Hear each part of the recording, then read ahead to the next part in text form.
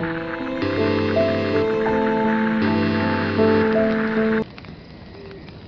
check 1, 2, check 1, 2. Alright, chapter 9. Night falls like a thunderclap as Luna and I pace within a darkened landscape that is both familiar and wrong at the same time. In the starless shadows, my fears are scrambling little bugs beneath a microscope's white beam. Now I understand why only half the doors in the hinterland grove were there, because we're in the past before whoever carved those doors finished. So far back in the past, the Halloween town is gone,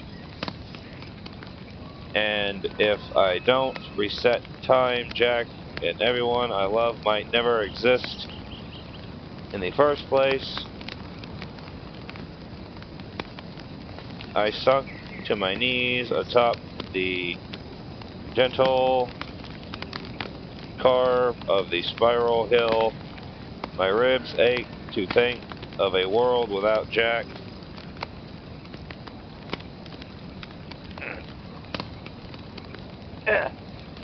It wasn't long ago that he and I were catching dandelion seeds atop a stone bridge on our anniversary. He's my North Star, my guiding truth. I don't want to walk this life without him. I'm the only one left. I'm the queen of a vanished kingdom, ruler of a barren hill and hollow trees. There's no one else who can fix this, so I must be enough, even if it feels as useless as a blunt tipped needle. But how to fix it? Surely Jack would know what to do, so would Ruby Valentino and my parents and all the realms of the rulers. If I were truly meant to be Queen of Halloween Town, wouldn't I know how to save my people? Maybe Dr. Finkelstein was right. Maybe I don't belong anywhere. Luna collapses beside me, sending leaves fluttering down the hill's sharp curve. Her face twists like a tree root as she sputters. What was it? The potion? Did I mess it up again? Tears glisten in a pool of her pearly eyes. Oh no, Luna. None of this is your fault. I clutch my hands between my own. Oh, I clutch her hands between my own, wishing I could wipe away her worries like a cake's crumbles? Cake crumbles. A confused what? Oh, a confession poses on my lips. It wasn't me. Oh, it was me. I wasn't enough, but then an owl hoots, tugs my attention to the hill where Dr. Finkelstein's house should be. It looks so different without his residence rising like a specter over the land. It looks stalwart, powerful granite that withstood eons of wind and weather. A realization hits me like an acorn to the head. The hill has always been powerful. I just never noticed because it was overshadowed by Dr. Finkelstein's presence. Maybe I was always Starward. God, I literally just said that word 5 minutes ago. Stalwart, too. and I didn't notice that either. But Dr. Finkelstein and his house are gone now. I take a deep breath, feeling the weight of years of self-blame finally lifting from my sagging shoulders, and I unball my clenched fists to release the burden up into the forgetful night. And it's and it isn't my fault either. My voice is a hollowed whisper.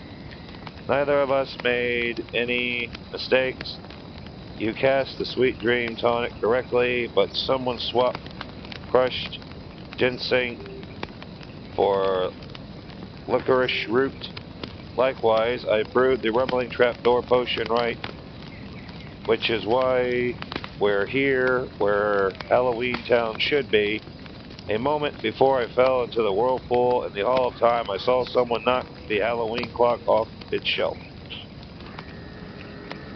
When the clock breaks, it must have erased the town from time like Nuna Ward.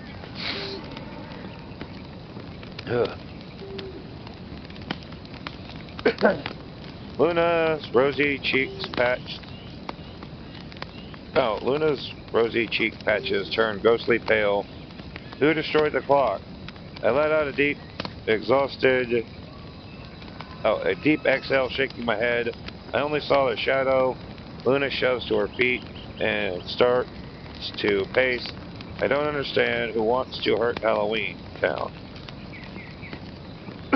I hold out my hand, empty of answers I don't know, so they're just gone. Jack, Zero, the mayor, everyone. What about the people in Dreamtown? The other realm should be fine. Only Halloween Town's clock was broken. I gently shut my eyes, attempting to quell the storm inside my mind. I don't want to think about a pumpkin-shaped hinterland door that leads to a land where the hills used to be alive with shrieks and laughter and are now deadly silent. As for Jack and the others, they're not gone forever, I say forcefully. Not if not if it's up to me and you. I push to my feet and climb to the very apex of the spiral hill.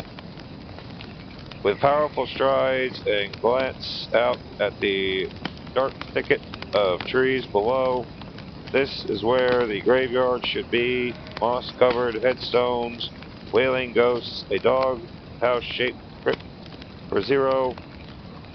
I'm going to fix time.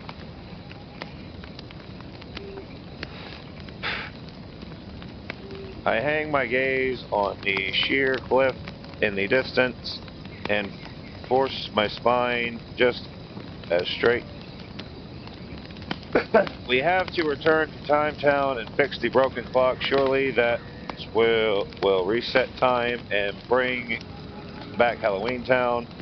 But how? All the doors to Time Town are carefully hidden. The glint of an idea sparks in her eyes. We could brew the rambling door potion again.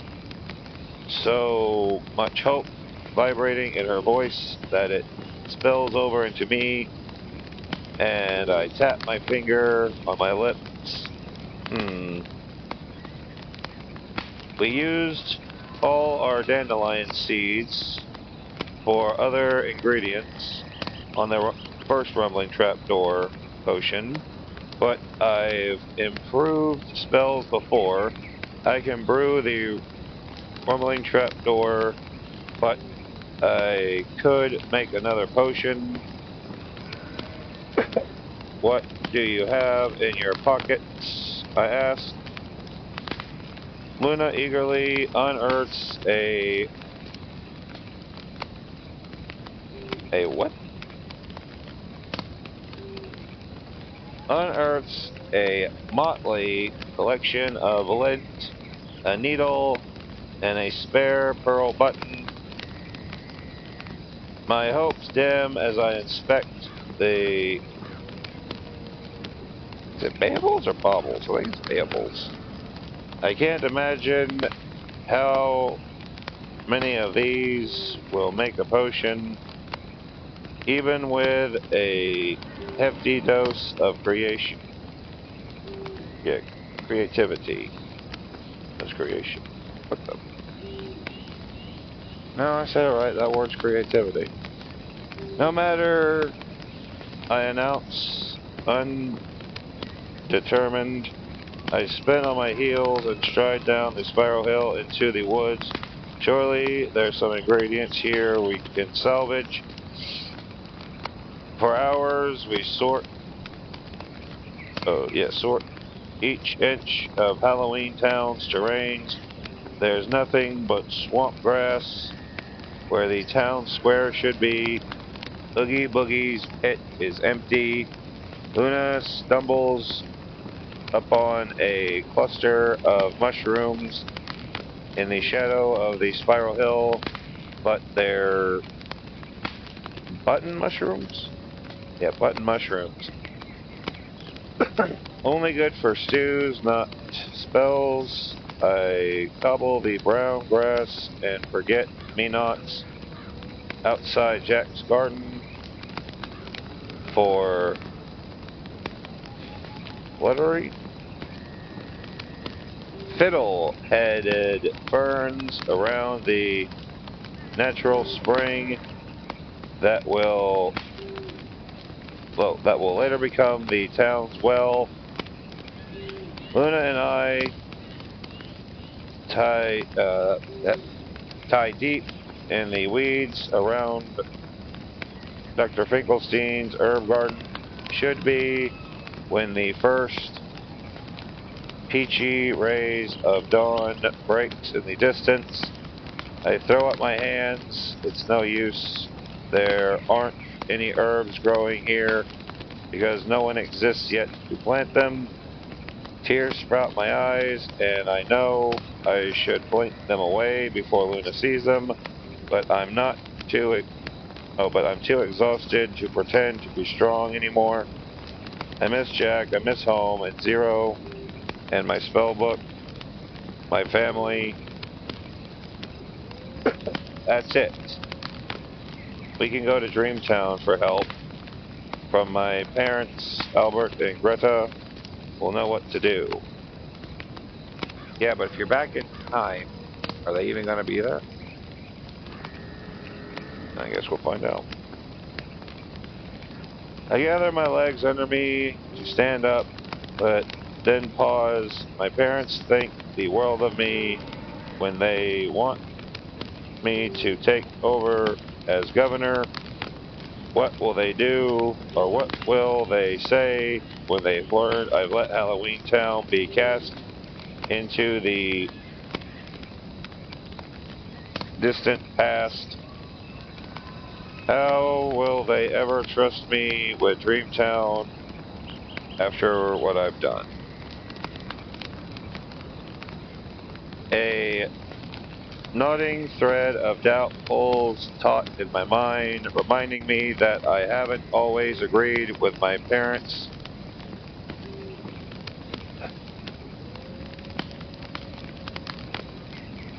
With my parents' decisions, anyway.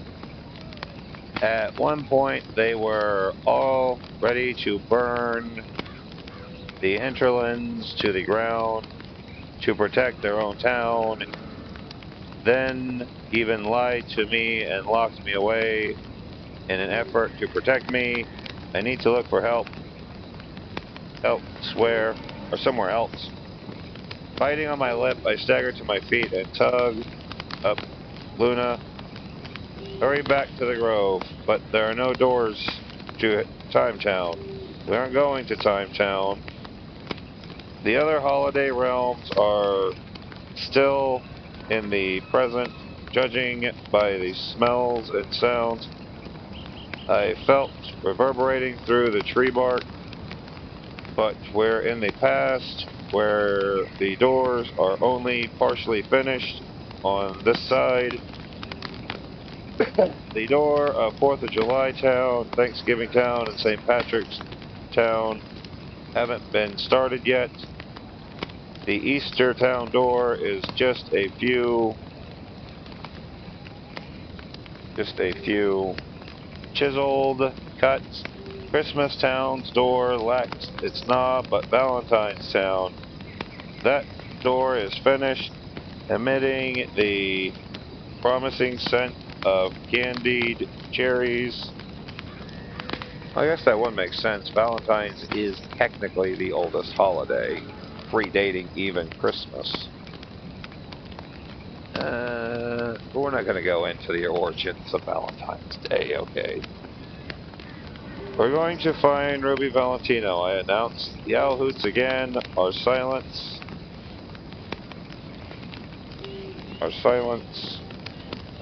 sentinel urging us on as Luna and I bolt through the trees towards a hope that shines as bright as the rising sun.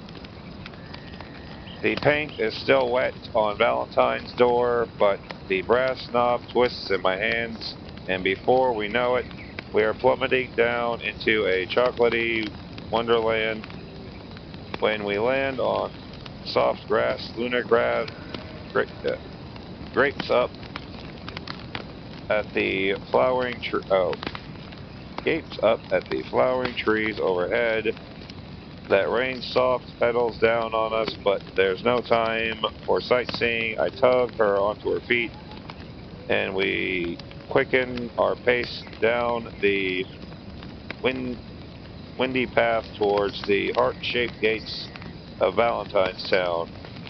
My heart instantly warms. I was right. Valentine's Town continues to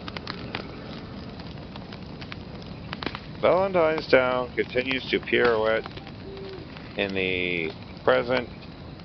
It wasn't affected when Halloween Town's clock was broken. Only my home is stuck in the wrong time. It's sunset here, though it was down when we left Halloween Town. I rub my eyes to banish the disorienting sense of the shifting time zone. A young couple pushes a baby carriage down a cobblestone street lined with heart-shaped bricks. A musical serenade of bright-eyed women lean out of a second-story window. My attention's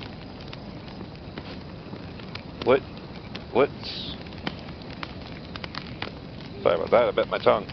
My attention flits past all of them on the hunt for Queen Ruby Valentino. Ruby will know how to fix this.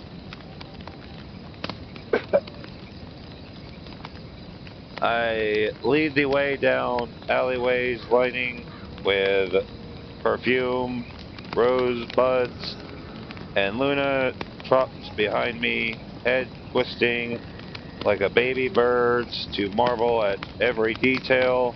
It's her first time seeing the hedge trimmed into rows of hearts and a giant LOVE wooden ladder in the town center, and the flock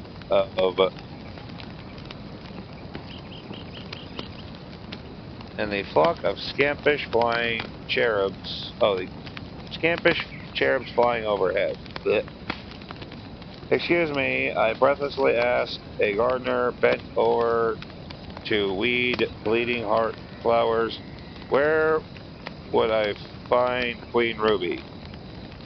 The stout man scratches his mustache, which is waxed into the shape of a heart on each end. Well, let me see.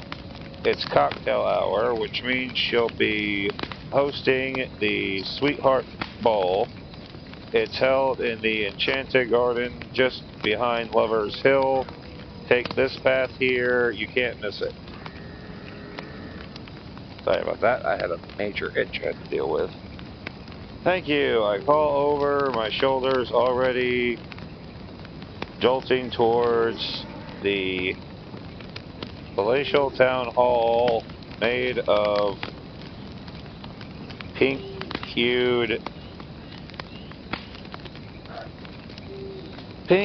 granite columns and rose quartz bricks, a heart-shaped sign above the grand entryway.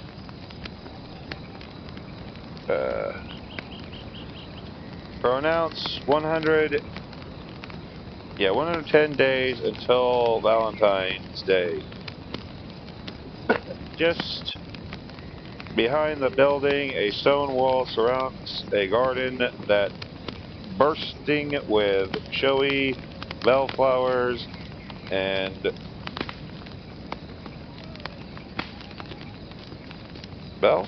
delphiniums. Music and laughter floats like butterflies on the sugar-scented breeze. Hollyhocks sticks stretch so tall that even on my tippy toes I couldn't see over them. There's a gate over here, Luna cries out, skipping over an archway. A tall man wearing a red vest, three-piece suit greets us, and a leather-bound guest book opens in one hand. His gaze sweeps over Luna's oversized slouchy pajamas and my homespun patchwork dress, and his nose wrinkles as though he smelled something sour. We have a dress code. Oh, my face falls. A tug at my dress, but there's no way to transform into a flouncy laced gown like the women in the garden wear. It's urgent, though. I'm afraid the rules are rules. He drones. Come back when you're suitable attire. Come back when you're suitable attire. Reginald, a sharp voice reprimands the greeter from across the garden. A tall, imposing woman storms across the manicured lawn between the dancing couples. A golden crown sits atop her strawberry hair, which is twisted into a beehive style. Her skin is lovely pinkish hue, the color of a candy heart. My heart blooms with relief. Ruby. Ruby snatches the greeter's quill pen and taps the feathered in on his nose. Reginald, this is the pumpkin queen of Halloween Town. Not to mention my dear friend. We shan't turn them away over such, I'm probably going to butcher this word, frivolities as a dress code. Reginald takes the quill with a slow, patient, testing exhale. Of course, Queen Ruby, despite his words, there's a tight set to his lips as his eyes flit back to me. Pumpkin Queen, we are. Honored, you and your pajama young friend are most welcome. With a squeal, Ruby thrusts one of her arms through mine and the other through Luna's as she sweeps us towards the dancing couples.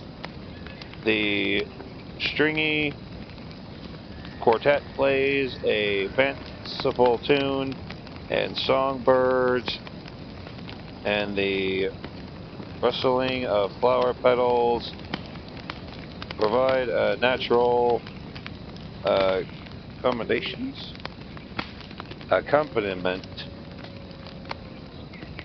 A refreshment table filled with delicious heart-shaped cookies gives off the most mouth-watering smell. How wonderful of you to visit, dear Sally, and you brought along another rag doll. What is your name, darling girl? Luna. Luna stutters, her head swiveling to take in everything at once. Ruby, I start. She cuts in loudly. Oh, well. Yeah. Oh, you will love the heartbreak waltz. Don't let the name fool you. We always follow it up with the mended heart tango. No couple ever leaves the sweetheart ball broken-hearted for long. But first, snacks. She wheels us sharply towards the buffet table where she thrusts a small bowl of rose-flavored water into my hand. Oh, bottles. Small bottles. Blech. After traveling all this way, you must be hungry. Our chocolates have... I misread that. Our chocolatiers have concocted the most splendid white chocolate fountain. I dig in my heels. Ruby, Ruby, stop. We don't want chocolate. My voice raises sharply over the music, and the violinist falters briefly. A few heads turn away, but soon the dancing resumes. Ruby blinks at my outburst, and I clutch my hands with a sigh.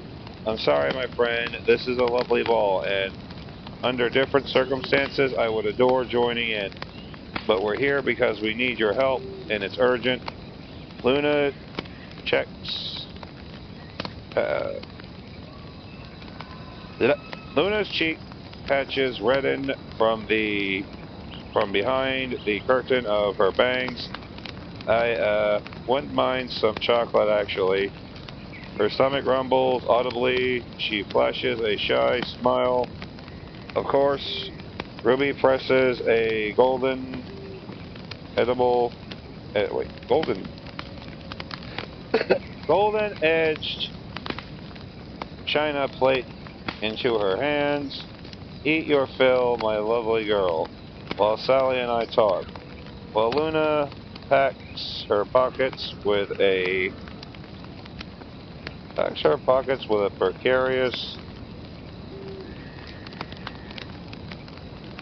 precariously stacked tower of cookies, honey drops, and red velvet cake. I tug Ruby over to a quiet corner. Something terrible has happened, I confess. I accidentally broke time, and now Halloween Town is back in the ancient past before it ever existed. I have to return to Time Town to bring it to the present. Time Town, Ruby taps her lacquered red nail on her pointed chin. Some of our sonnets mention Time Town, but I'm afraid I've never been there. I wouldn't know the first thing about how to find it. I assume you've searched for a doorway. All their doors are hidden. Well, how did you get to Time Town in the first place? To cause this unfortunate turn of events. The music switches to a nocturnal, but the melody tempo does not change to soothe the nerves. Still, just still jostling at my stomach, pace, pecking tightly. I debate telling Ruby about my warning vision and the mysterious shadow figure who seems intent on destroying Halloween Town. The last time I want to do this, paint a target on her back. Oh, the last thing I want to do is paint a target on her back too. I guess I have to fix this on my own.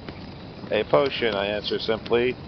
Ruby spreads her hands wide as though the answer is plain, so brew the potion again to return. The stitches at my throat pinch. That's the whole problem. I don't have my spellbook or ingredients. It's all back in Halloween Town, and Halloween Town is... I can't finish the thought already. The threat of tears press against my eyes. Ruby gives a soft, sad toot of her lips. That is indeed an conundrum. I'm afraid the only spellcraft we do here is love potions, but you are welcome to any items we have. Do you have any lavender extract, black sand, moth wings? Her painted lips curve downwards. I'm afraid not. Well, what about gypsum powder? I don't even know the slightest clue what that is. When a tear breaks from my eye, she combs her hand down my sticky straight hair, working out some of the tangles. Dear Sally, you are always welcome to cruise my entire kingdom for any herb that might assist you, but I don't think the answer will be found here in Valentine's Town. You're a queen, but you're more than that too. You're a lover. She tilts her head with a small smile, and lovers always find a way back to each other. I hope you're right. I draw a breath that stirs my autumn leaves in my chest, then brush away the tears rolling down my cheek. Thank you, Ruby. You've been so helpful. She pulls me into an embrace against the perfumed ruffles of her velvet gown. When she steps back, she says, "You and your friend look as though you haven't look. You and your young friend, look as though you haven't slept in 24 hours. My suggestion would be get some rest, get your strength back. You're welcome to the guest room in my house. Then, once you're refreshed, return to the hinterlands. There simply must be a door somewhere. As our sonnet goes, with love as my compass, I seek the land of time through hidden valleys. I'll forever track and climb. Perhaps there's a clue served as your own compass. Perhaps that clue will serve as your own compass. Thank you, Ruby. It's true, we haven't slept through. With the time zones always changing, it's hard to even know when night is. I signal to Luna, who stuffed her pockets with honeydew, and we leave behind the moody notes of the mended heart tango and tuck ourselves in for a few hours of sleep in the Queen's residence. Then, as the moon rises over Valentine's Town, we wake, shaking out the ragdoll lumps, and return to the hinterlands. Time passes strangely in the hinterlands, as though it spread from a precise flow of moment droplets in the river of time that the timekeepers so diligently tend to. With Ruby's sonnet as our only clue, Luna and I search every valley for a hidden door to Time Town. We find big doors and squatted doors, painted doors, and brass knockers at the entrance to a cave. We even find a door that's entirely black, but none of the doors is carved with a symbol of time. My vision keeps haunting the edges of my mind, just like me, that tiny ragdoll limbs don't belong together, each hailing from different worlds. The more I think about it, the more I think about my vision. Wasn't just a warning that Halloween Town is in danger, but that I am in danger too. I gotta rehydrate. I'm gonna drink plenty of water, kids. For the last year, For the last year, I felt a nudging sensation like a tickling loose thread that I made up of too many parts. When I married Jack, I stopped being Sally, a wallflower ragdoll, content to hover at the edge of the crowd. I became the pumpkin queen, thus thrust into harsh sunlight, a monarch with a duty to my people and to the other holiday towns. Though I made peace with being a queen, it's only one of my identities. I was born in Dreamtown to Albert and Greta, two ragdolls. That moon-stuck world is is as much a part of me as my own linen toes. My parents even want me to take over as governor. Pumpkin Queen, Ragdoll, Daughter of Dreamers,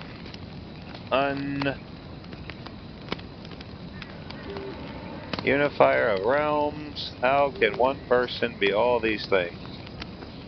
You don't belong anywhere, Sally. You'll always be lost. I swear to God, I'm having a stroke. And though there's another musty cobweb part of me that I want to run from like a bat in the night, like bats in the night, that part of me that likes, like the ragdoll figurine with her hinged skull, will always carry a piece of Dr. Finkelstein with her. Once upon a time, I was a monster stolen daughter. It's a fact as inescapable as the steady flow of time itself. Shading her eyes, Luna squints at the distant horizon and asks, did we always pass those two leaning trunks that form an X? Did we already pass? Okay. Those leaning trunks that form an X. My feet arch, my shoulders slump from exhaustion, my stomach grumbles loudly enough to wake the dead. I'm not sure. Luna digs in her pocket for a honey-dew drop, which she offers me. I know it isn't much, I give her a wary smile as I pop the candy between my lips. Its sticky, sweet taste coats my tongue and settles sickeningly in my stomach. I have more, Luna offers, helpfully reaching back into her pocket. I can just pick off the lint. Oh, this one's stuck to my spare button. She did not think that one through. I do not know why that makes me laugh. Just that image just popped in my head. My ears wiggle strangely. Something, my stitched together body parts have minds of their own, and I've learned to listen to whatever they might be trying to tell me. What was it Luna said? A button. She pries a honeydew drop off her spare pearl button, and I suck in a gasp. Luna, that's it. A sweet remedy potion. Her nose wrinkles in confusion. I explain the button and the honeydew candy together. They can make a sweet remedy potion. It's a simple spell that children use to find misplaced baubles like pennies or shoelaces. I haven't thought of it in years because there are much more powerful finding spells, but of course these need complicated ingredients. Her eyes gleam. Do you think the potion could help us find the door to Time Town? As my heart flutters like a newborn baby bird, I take her button and inspect it. The sweet remedy potion is normally used for small trivial items like a child might have lost. I've never attempted it on anything as significant as a hidden doorway. We don't technically lose the door, I say, thinking aloud, because we never had it in the first place. But we have lost our way, in a sense.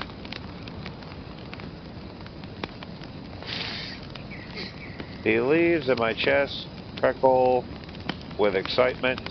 There's no way of knowing if the sweet remedy potion is strong enough to work. We simply have to try. I drop to my knees and smooth out a patch of dirt the size of my palm, then form a ring with pebbles and pressed soil into the cracks, making a raised edge like a basin. Here, Luna, put the button in the center. Memories flutter back to me. A teenage ragdoll, the same age as Luna, cross-legged on the floor of my room in Dr. Finkelstein's residence. I drop a wooden button into a bowl and carve it into a pool of liquid honey, then whisper spoon, spoon, spoon to find my favorite mixing spoon that I misplaced. My fingers tremble as I fill the dirt basin with honeydew, then puff my own warm breath on them until they melt over Luna's butt. Luna crouches by the stone ring with parted lips, committing many movements to memorize. The warmth of her admiring gaze makes me feel like I'm moving mountains, not casting a simple child spell. But I would move mountains if I could to just that. to get Jack back, I would topple every hill, drain every ocean, and travel the farthest reaches of the world. The void left in my heart by his absence is an insurmountable chasm. I defy the laws of nature to have him by my side once more, to feel the cold touch of his hand in mine, to hear his laughter shaking the air. I whisper north, south, east, and west, guide me to my heart's request. I take a deep breath, then add, help us find our way. A ray shimmering sunlight breaks through the branches to glint off the pool of honey. The ray bounces between a nearby tree. At first glance, it looks like all the other trees, but when I squint, a spot as small green blaze so time faded it's nearly invisible. Luna, look, I spring to my feet faster than a jumping bobbin. It's a blaze. There must be an old trail marked here. Luna runs to the tree and touches the faded green paint, then darts from tree to tree to inspect the bark on each one. Here's another one. My voice floats like moonbeams. My own insides fuzzy like champagne bubbles as we race from blaze to blaze. Following the mysterious trail, I realized that it wasn't the Time Town door that we lost. We didn't ever lose our way. We've lost our hope. But now that we've found it again, my feet fly like winged creatures of the night over the roots twisted path. I'm coming, Jack. Love is my compass, just like in Ruby's sonnet. Luna suddenly shrieks ahead. Sally, Sally, come quick. Her voice is pitched with a strange mixture of excitement and fear. That's the thing about hope. I think as I thread my way forward through the trees at a run. Hope never comes in the form you think it will. I'm coming, Luna. Must resist innuendo. I skirt around some tall bushes, and come scrambling to a stop, jaw hanging as far open as the strands, open that it strains my stitches. A monster stands 5 paces from Luna. It's coming from a land of monsters. I thought I knew them all, but this one is something terrifyingly new. Oh man. That is the end of chapter 9. We'll be picking up chapter 10 later. Thank you for listening. Goodbye.